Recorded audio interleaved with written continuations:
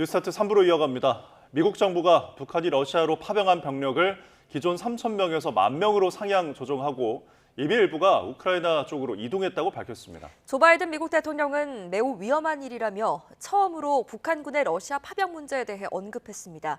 뉴욕에서 이승윤 특파원입니다.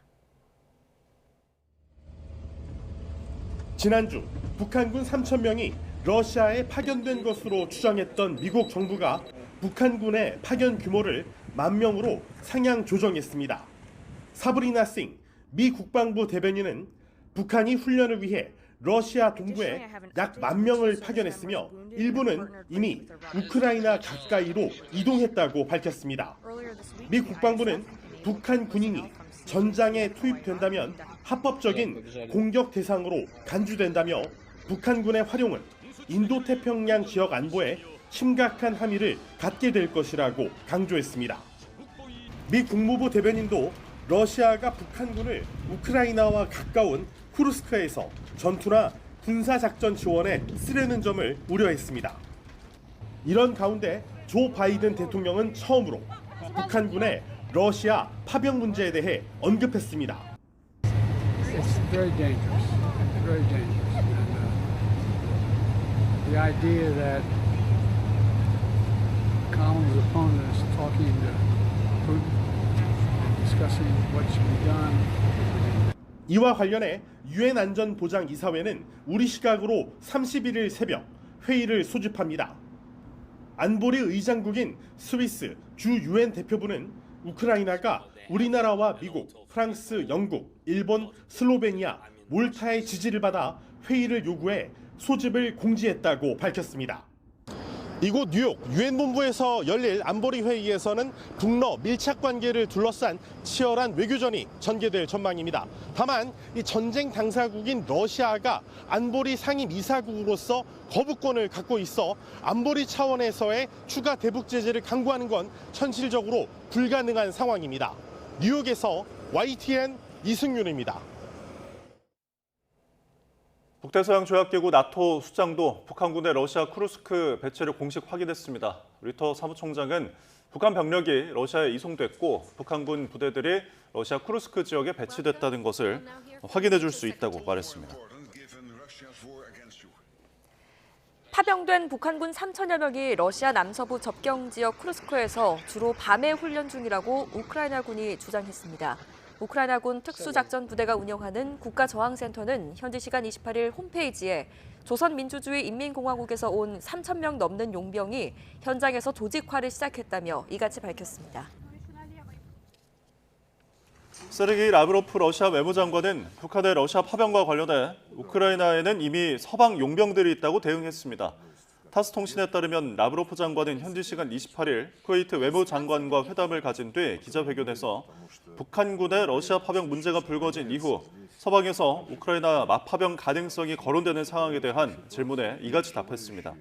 그러면서 서방의 군은 우크라이나에서 오랫동안 활동해왔다며 이는 나토와 유럽연합이 러시아를 상대로 벌이는 하이브리드 전쟁의 일부로 우리는 이를 잘 알고 있다고 말했습니다. 윤석열 대통령은 러시아에 파병된 북한군이 우크라이나 전선에 예상보다 빨리 투입될 수 있을 걸로 내다봤습니다. 우리 정부 대표단은 현지 시각 29일 우크라이나를 방문해 전황 정보를 공유하고 협력 방안을 논의할 예정입니다. 조용성 기자입니다. 윤석열 대통령은 북한군의 우크라이나 실제 전선 투입이 예상보다 빠른 속도로 이뤄질 수 있다며 엄중한 상황이라고 평가했습니다. 폰데어 라이엔 EU 집행위원장과의 통화에서 북한의 러시아 파병에 대한 정보를 공유하며 이같이 밝힌 겁니다. 윤 대통령은 북한군의 즉각적인 철수와 러북 군사협력 중단을 촉구하는 가운데 단계별 조치를 적극 취해 나갈 것이라고 밝혔습니다. 일주일 만에 이뤄진 마르크 르이터 나토 사무총장과의 통화에서도 북한의 러시아 파병에 따른 단계적 방안을 논의했습니다. 윤 대통령은 한국 정부 대표단이 우크라이나를 방문할 것이라며 우크라이나 정보 및 국방 당국자들과 전황에 대한 정보를 공유하고 협력 방안을 논의할 것이라고 말했습니다. 그러면서 러북 간 불법 교류를 감시하고 차단하는 노력을 배가해달라며 긴밀한 협조를 당부했습니다. 윤 대통령이 국제사회에 잇따라 공조를 당부한 것은 앞서 폴란드 대통령을 만나 북한의 파병이 세계 안보를 위협하는 공통의 문제라고 강조한 것과 맥을 같이 합니다. 러북 군사 협력의 진전 여하에 따라 단계별로 국제사회와 함께 필요한 조치를 취해 나갈 것임을 분명히 하였습니다. 나토와 EU 역시 한국과 대응책을 협의해 나가기로 뜻을 모았습니다. 나토 사무총장은 한국이 신속하게 대표단을 보내준 데 대해 감사의 뜻을 전하며 북한군이 개입된 우크라이나 전쟁 상황은 나토의 최우선 관심사라고 말했습니다. EU 집행위원장은 북한의 러시아 파병에 심각한 우려를 표명하고 이에 대응하기 위해 대한민국과 적극 협력할 준비가 돼 있다고 강조했습니다. YTN 조용성입니다. 네타냐후 이스라엘 총리가 이란이 이스라엘을 파괴하려는 목적으로 핵폭탄 비축을 위해 노력하고 있다며 이를 저지하는 게 최우선 과제라고 주장했습니다. 또 무장 세력 하마스와 헤즈볼라와의 전쟁이 끝나면 아랍 국가들과 평화 협정을 체결하길 바란다고 밝혔습니다. 박영진 기자입니다. 지난해 10월 7일 하마스의 기습 공격으로 숨진 희생자 추모 1주기 행사에 이어 의회 연설에 나선 네타냐후 총리. 이란을 향한 이스라엘의 공격 목표를 산업적 살인 공장이라고 표현했습니다. 그러면서 이란의 미사일 생산 시설과 방공 능력을 겨냥한 수십 개의 목표물을 타격했다고 강조했습니다. אלה מפעלי מוות תעשייתיים בהיקף תעשייתי, ופגענו בהם פגיעה של ממש. 네타냐후 총리는 또 이란이 이스라엘을 파괴하기 위한 목적으로 핵폭탄을 비축하기 위해 노력하고 있다고 주장했습니다. 이란은 언제든 전 세계를 위협할 수 있다며 이란의 핵 프로그램을 중단시키는 것이 이스라엘의 최우선 과제라고 강조했습니다. 네타냐후 총리는 또 가자 지구와 이스라엘 북부에서 하마스와 헤즈볼라와의 전쟁이 끝나면 그 후엔 더 중요한 목표가 있다며 아랍 국가들과 평화협정을 체결하고 싶다고 밝혔습니다. אני שואף להמשיך בתהליך שהובלתי לפני כמה שנים עם החתימה על הסכמי אברהם ההיסטוריים ולהשיג שלום עם מדינות ערביות נוספות.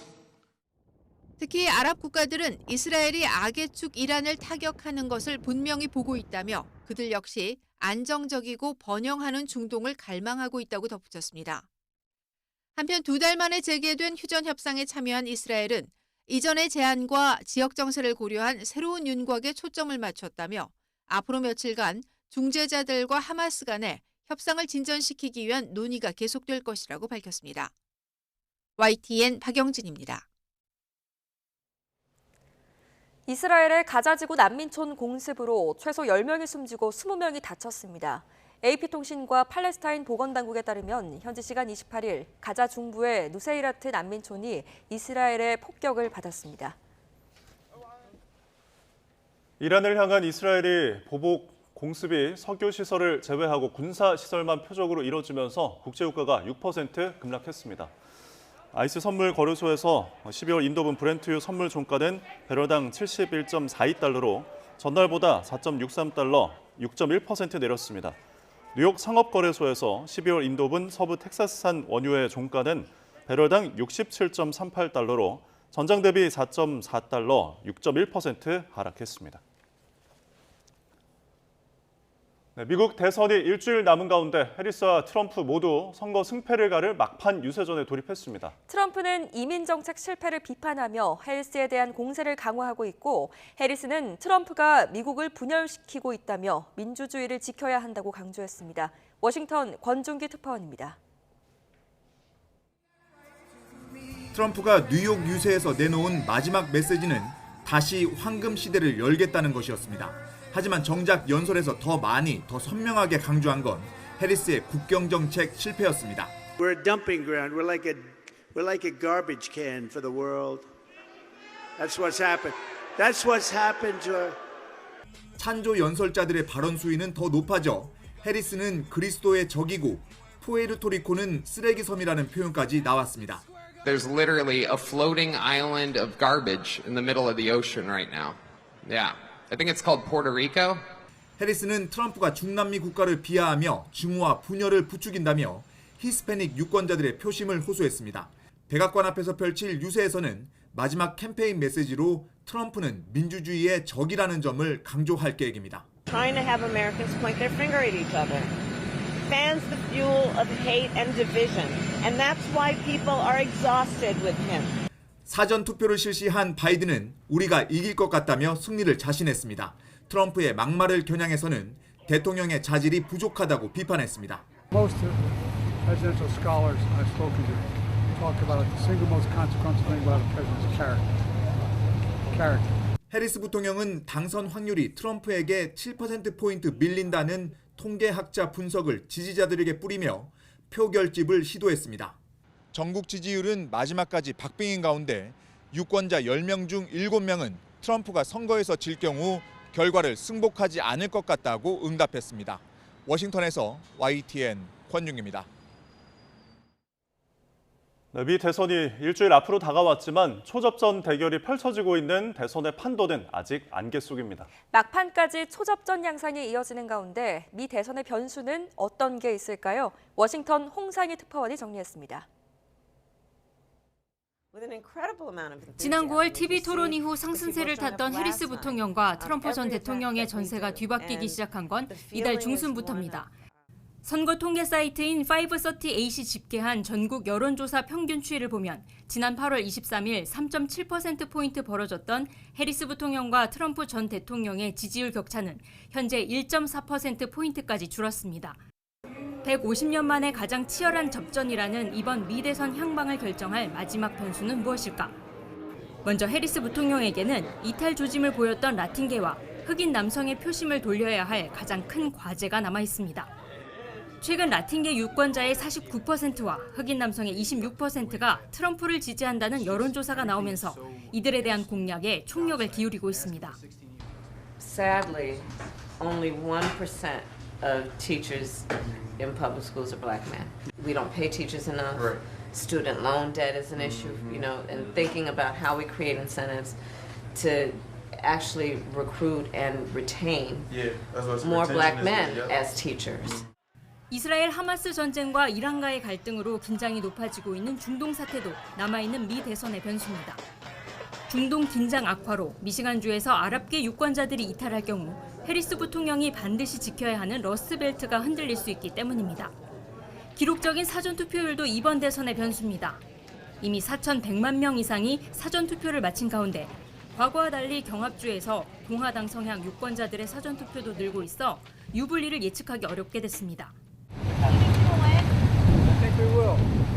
We're bringing back the American dream. So you need to get out and vote. Get your husband off the couch. The football game doesn't mean a damn thing. You got to get out and vote. 초접전의 대결이 이어지면서 이번 대선 결과를 가를 가장 큰 변수로 꼽히는 건 부동층의 향방입니다.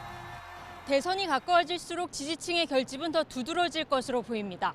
역사상 가장 박빙의 승부 속에 해리스 부통령과 트럼프 전 대통령 모두 부동층의 표심을 얻기 위한 경쟁에 사활을 걸고 있습니다. 워싱턴에서 YTN 홍상입니다. 미 대선을 앞두고 미국 공화당 대통령 후보인 도널드 트럼프 전 대통령이 대주주인 트럼프 미디어 주가가 20% 넘게 급등을 했습니다. 뉴욕 증시에서 이 트럼프 미디어는 전 거래일보다 21.6% 오른 47.36달러의 거래를 마쳤습니다. 최근 일부 여론조사 결과 경합주에서 트럼프 전 대통령의 지지율이 박빙의 우위를 보이면서 트럼프 미디어 주가는 이달 들어 195%의 급등세를 보였습니다. 국민의힘과 정부는 오늘 협의회를 열고 이번 정기국회 처리를 목표로 하는 민생 입법 과제를 점검합니다. 이번 당정협의회에선 미래 먹거리 산업 발전을 포함한 민생 경제 살리기와 민생 직결 입법 과제를 중점 논의할 예정입니다.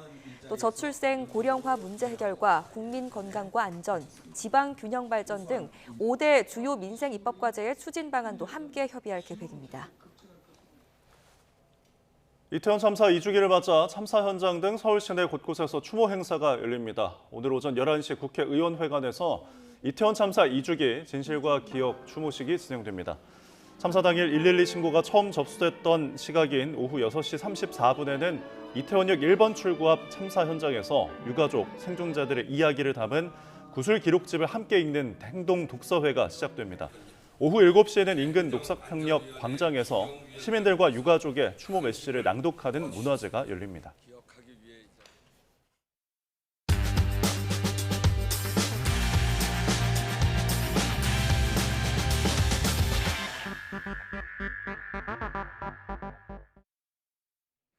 (10월 29일) 화요일 스타트 브리핑 시작합니다. 먼저 중앙일보입니다. 청소년 범죄 온상이 된 랜덤 채팅 앱을 다뤘습니다. 마약을 뜻하는 은어가 판치는 채팅방이 버젓이 운영 중인데요. 정부 차원의 적극적 조치는 부족하다고 지적하는 내용입니다. 랜덤 채팅 앱은 대부분 성인 인증 없이 쉽게 가입할 수 있습니다. 4년 전에 이미 청소년 유해 매체로 지정됐고요. 하지만 랜덤 채팅에서 이루어지는 범죄는 청소년 성매매에서 이젠 도박과 마약으로까지 확산됐습니다.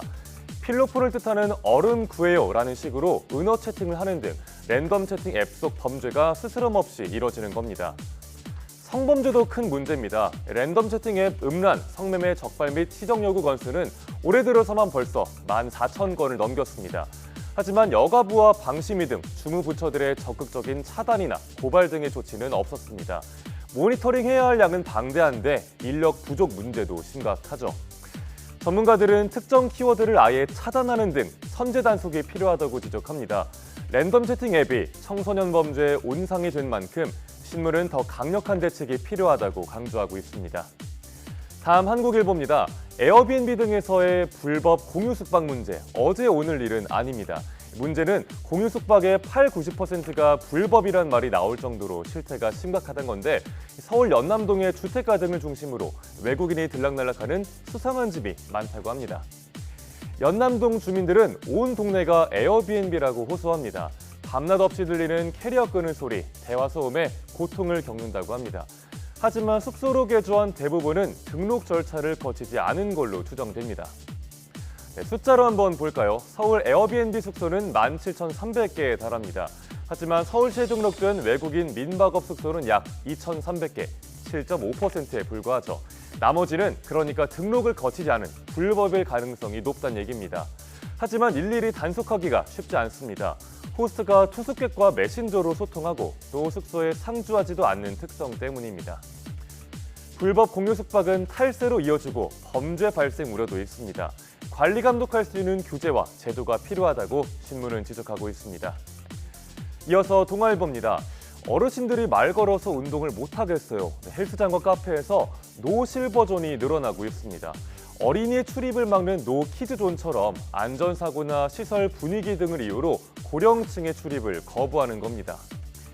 일부 회원들의 민원에 70세 이상은 받지 않기로 한 헬스장, 또 60세 이상은 출입을 제한한다는 카페 등 노시니어존과 노실버존을 써붙인 곳들의 사진이 SNS에 퍼지면서 논란이 됐죠. 고령층과 젊은 층의 의견도 엇갈립니다. 어르신들은 노인도 소비자 권리가 있다, 노인 혐오가 커질까 우려된다, 부모라고 생각하면 다르게 느끼지 않을까라는 입장입니다. 반면에 노인분들이 많으면 트렌디하지 않은 곳으로 보인다, 업주의 입장도 고려해야 한다는 일부 청년들도 있습니다. 이에 국가인권위원회는 고령자를 차별하지 말라고 답을 내렸습니다. 스포츠 시설 등에서 안전사고의 발생률이 반드시 나이에 비례한다고 볼 수 없다는 겁니다. 신문은 노실버존 같은 차별은 노인의 건강에 악영향을 미치고 사회적 비용 부담도 커지게 한다는 전문가 조언도 같이 전하고 있습니다. 다음 국민일보 보겠습니다. 듀프 소비라고 들어보셨나요? 가성비가 좋은 대안 제품을 듀프라고 하는데요. 손 떨리는 고가의 명품 대신 전 세계 Z세대들은 저가형 복제품인 듀프에 눈을 돌리고 있습니다. 지금 보시는 왼쪽 사진은 틱톡에 듀프를 검색하면 뜨는 화면입니다. 조말론 향수와 향이 거의 똑같은 향수를 4.5파운드, 우리 돈으로 8,000원에 구매했다 등 비싼 정품 대신 품질 좋은 저가 제품을 자랑하는 각종 체험 영상이 가득합니다. 오른쪽 사진은 저렴이 상품으로 입소문난 컬러밤인데요. 샤넬 제품과 비슷하다고 해서 다이소 샤넬밤으로 불립니다. 고물가에 전 세계적으로 명품 소비는 줄어드는 추세입니다. 구찌 등을 보유한 명품 기업 케링그룹의 올해 실적이 반토막이 날 정도라고 합니다. 반면 패션과 뷰티 부문에선 듀프 소비가 두드러집니다. 최근에 스마트워치 등 전자제품으로도 확장되는 중입니다. 값싸면서도 질 좋은 제품을 찾는 과정이 새로운 소비 경험으로 인식되기도 하는데요. 미국의 젠지 세대들은 돈을 많이 안 써도 럭셔리한 느낌을 가질 수 있다면서 뷰프 소비에 긍정적인 반응입니다. 마지막 서울신문입니다. 울긋불긋 물들지 않은 초록빛의 단풍놀이야 꽃이 없는 꽃축제. 네, 이상기후가 축제 공식을 깨트리고 있습니다. 철이 없어진 한반도의 모습을 함께 보시죠. 네, 지금 서울 남산의 풍경 보고 계십니다. 왼쪽은 8년 전이고요. 오른쪽은 올해의 풍경입니다. 딱 봐도 나뭇잎색의 차이가 확연히 드러나죠. 나무들이 가을이 돼도 제때 물들지 못하고 초록 단풍이나 마른 단풍이 뉴노멀이 되고 있습니다. 지난달 인천과 충남, 전남 지역에선 가을 벚꽃이 만개하기도 했습니다. 이달 들어선 설악산에서 봄꽃인 진달래가 피기도 했고요. 또 제철 특산품도 제때 잘 나오지 않다 보니 가을 지역 축제 주인공도 김밥과 만두 등 가공식품으로 바뀌고 있습니다. 여름과 열대야는 길어지고 봄과 가을은 빠르게 사라지고 있는 계절 실종의 여파입니다. 우리나라뿐 아니라 지구촌 곳곳에서 이상기후로 인한 거대한 위기, 그린 스완이 인류를 위협하고 있습니다. 세계 각국은 발빠르게 대응 어젠다를 세우는 중인데요. 과연 한국의 대응은 뭐가 될지 신문은 질문을 던지고 있습니다. 10월 29일 아침 신문 살펴봤습니다. 지금까지 스타트 브리핑이었습니다.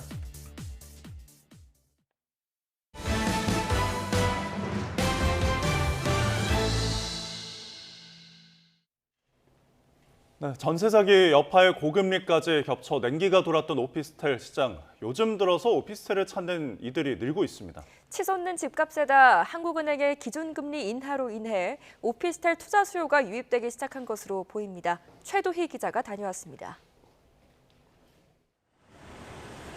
서울 마포구의 한 오피스텔.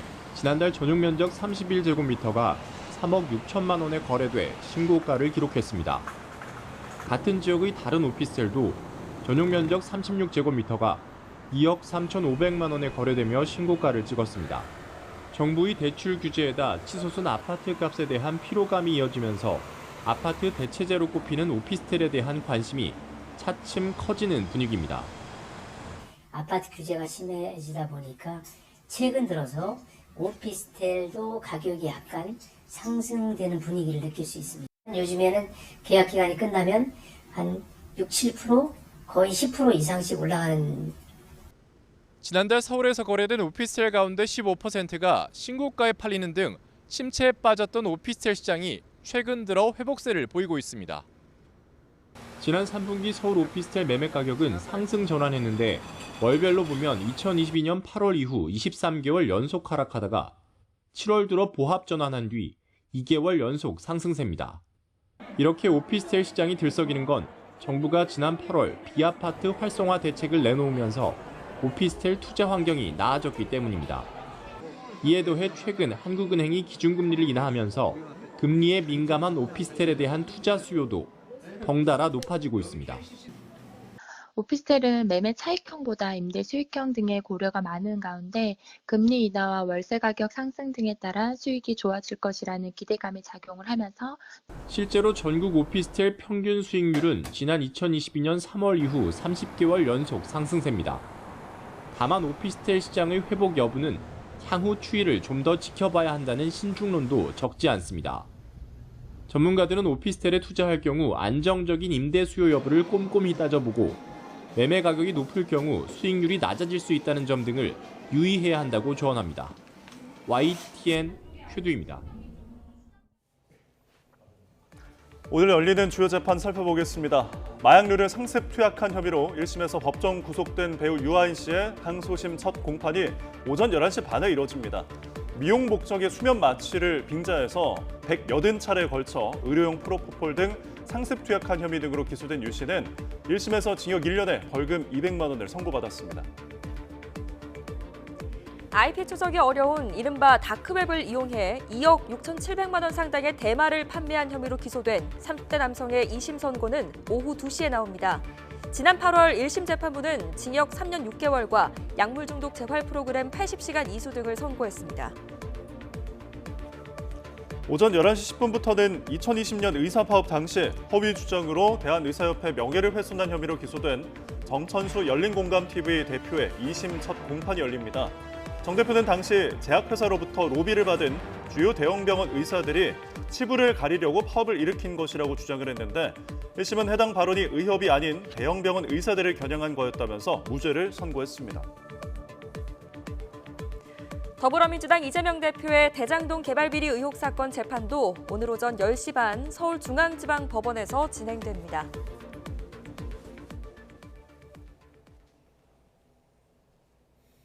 중국에서 우리 교민이 간첩 혐의로 체포돼 구금된 것으로 전해졌습니다. 외교 소식통은 중국 안후이성 허페이시에 사는 50대 한국 교민 A씨가 지난해 말 간첩 혐의로 체포 구속됐다고 전했습니다. 중국 정부가 지난해 7월 반간첩법을 확대 개정한 이후 우리 국민이 이 법으로 구속된 건 처음입니다. 중국 수사당국은 중국의 반도체 기업에서 근무한 A씨가 반도체 관련 정보를 한국으로 유출했다고 의심한 것으로 알려졌습니다. 수선업자가 명품 가방을 이용해 새로운 제품을 만들고 수선된 사실을 표기하지 않는다면 상표권 침해에 해당한다는 법원 판결이 나왔습니다. 특허법원 특별부는 수선업자 A씨의 항소를 기각하고 원심과 마찬가지로 루이비통에 1,500만 원을 배상하라고 판결했습니다. 진성철 특허법원장은 피고가 수선을 영업으로 하는 사람이기 때문에 일반 소비자와 달리 원고의 상표권을 침해한 것이라고 밝혔습니다.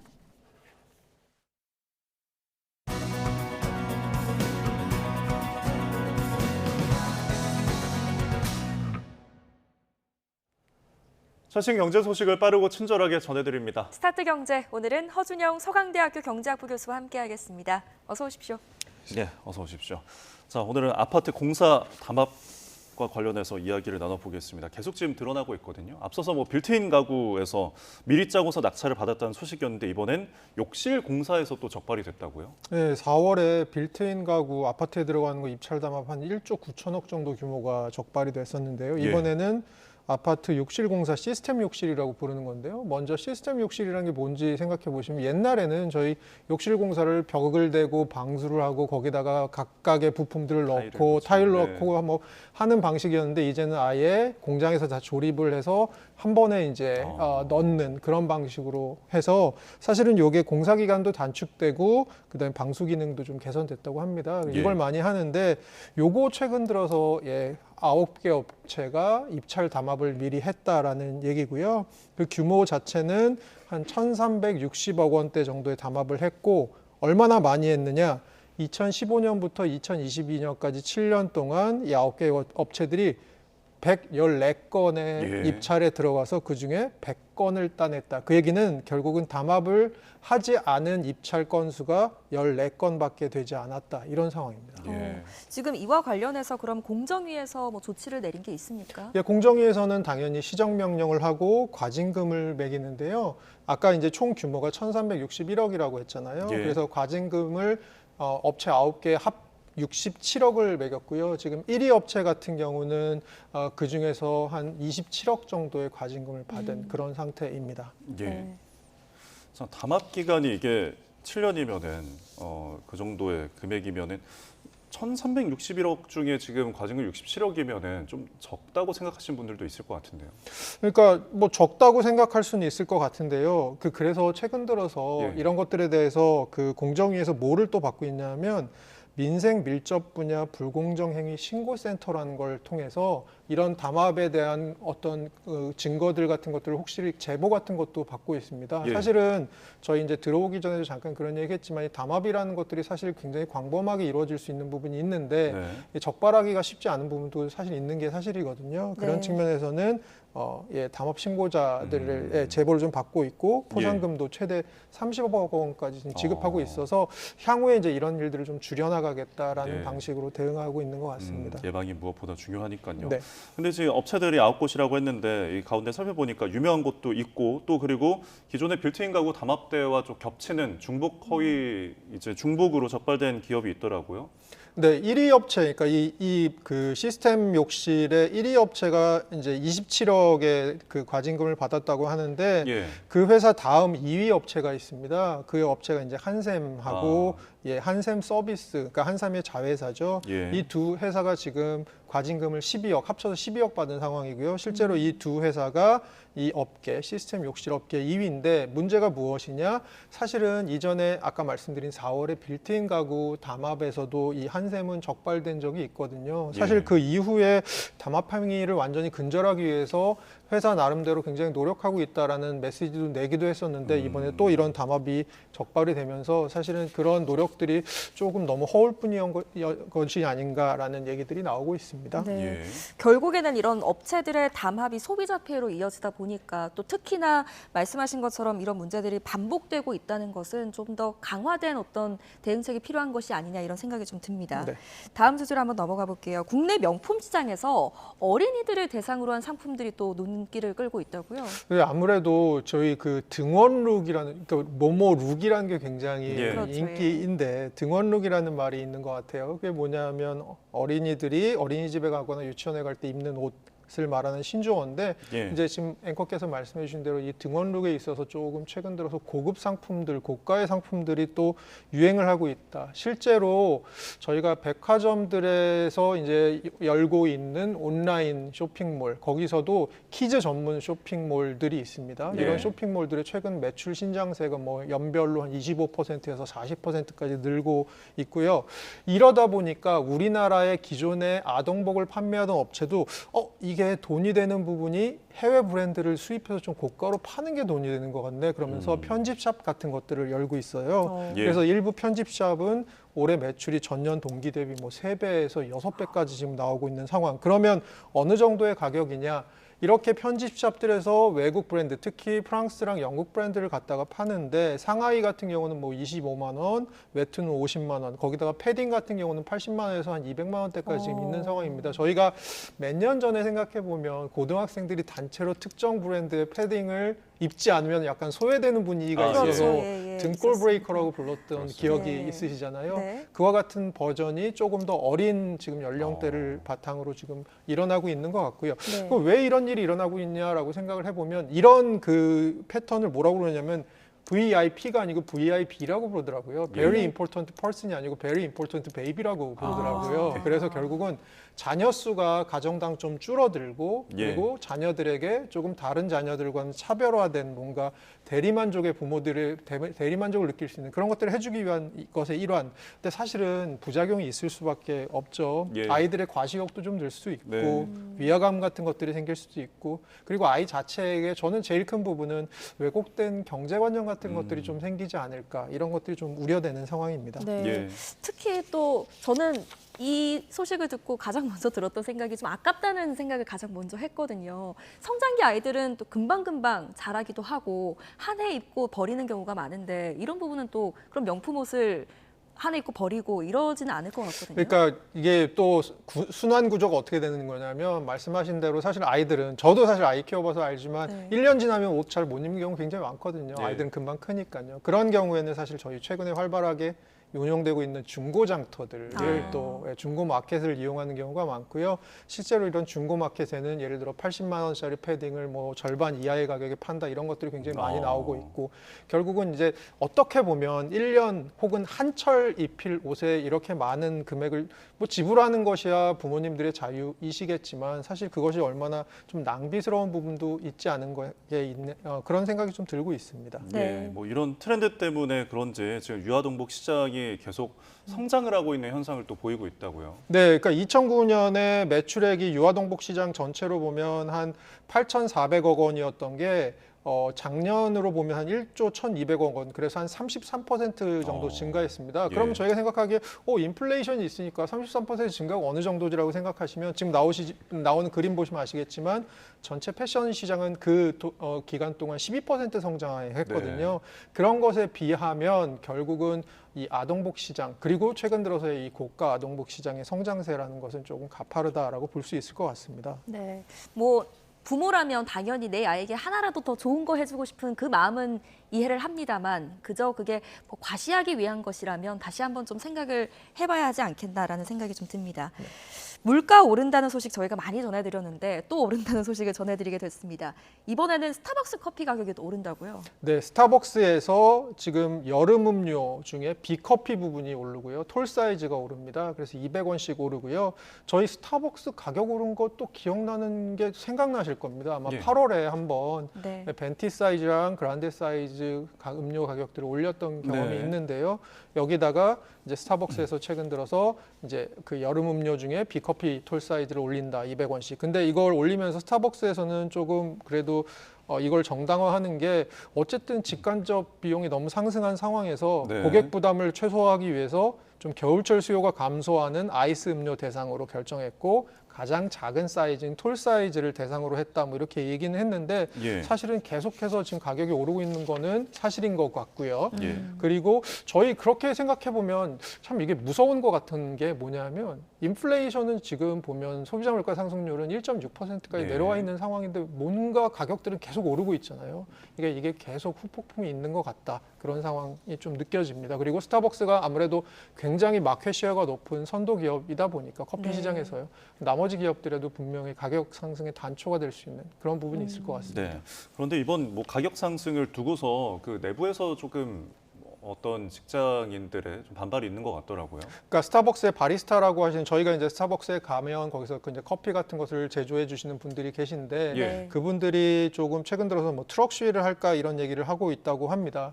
그러니까 회사에서는 복잡한 이벤트를 하면서 이제 공지 운영 같은 걸 이거 다 이분들이 하셔야 되니까 그런 혼란이 있고 그다음에 고객 혜택 같은 게 스타벅스에서 조금씩 줄이는 부분이 있는데 이런 것도 이분들이 공지를 하셔야 되는 겁니다. 예. 그다음에 인력 감축이 좀 일어나고 있고 그다음에 제일 놀란 부분인데요. 이게 매월이 되면 스타벅스는 전부 다 직영점이지 않습니까? 네. 그러면 점포별로 할당 매출이라는 게 나온답니다. 그래서 이것들을 검사하기 위해서 예. 실시간으로 음료를 얼마나 만들고 있고 이런 예. 것들을 다 감독을. 파트너를 압박하는 그 현장 파트너들을 압박하는 그런 방식을 한다고 합니다. 이런 것들에 대해서 한편으로는 스타벅스 지금 가격 올리고 있는데 또 한편으로는 이 사내에서 이런 불만들이 나오고 있다. 어떻게 보면 굉장히 서로 다른 두 시그널이 나오고 있는 것 같습니다. 예. 네, 뭐 스타벅스의 내부 분위기까지 살펴봤고요.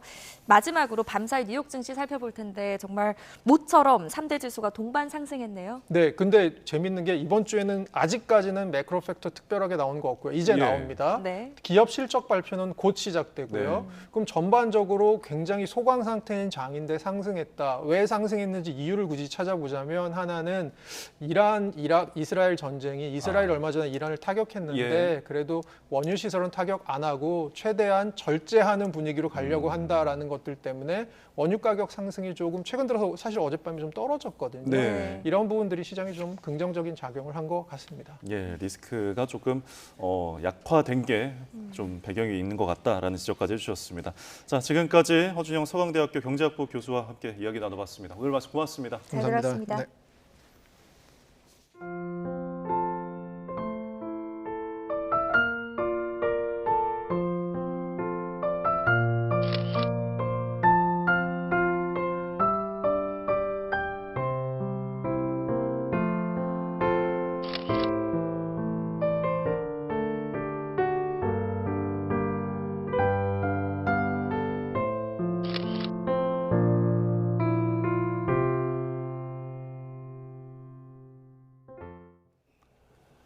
네, 프로야구 기아가 한국 시리즈에서 삼성을 물리치고 통산 12번째 우승 트로피를 들어 올렸습니다.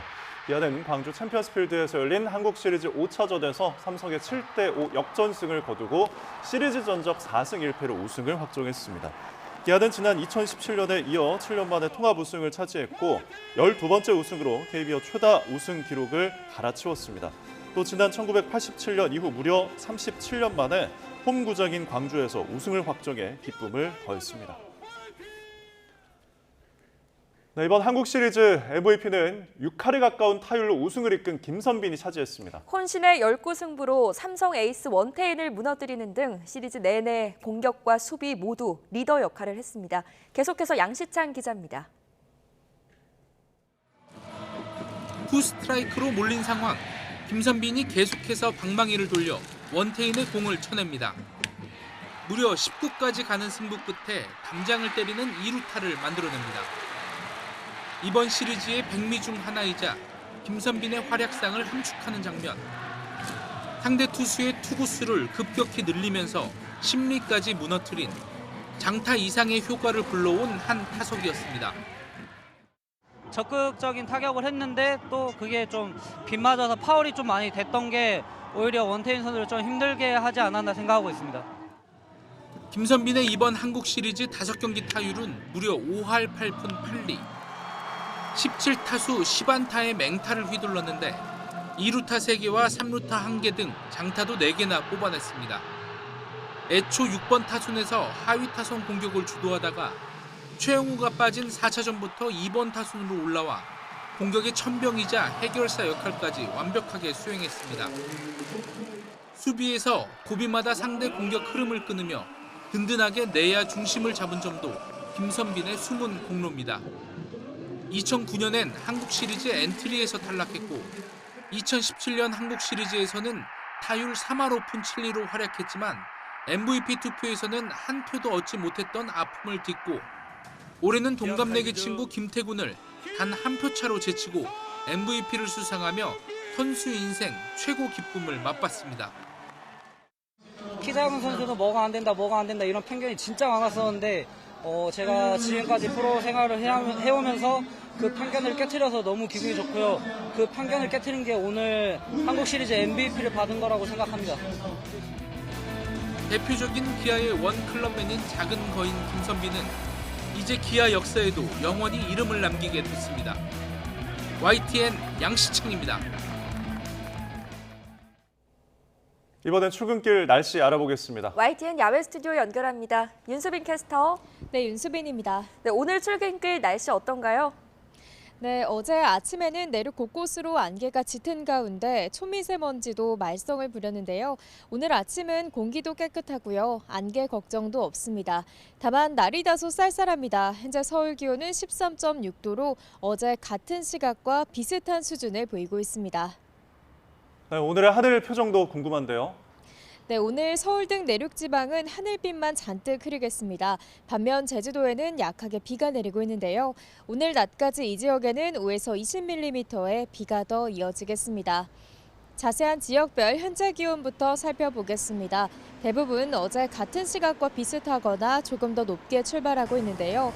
서울 13.6도, 대전 12도, 부산은 14.9도를 보이고 있습니다.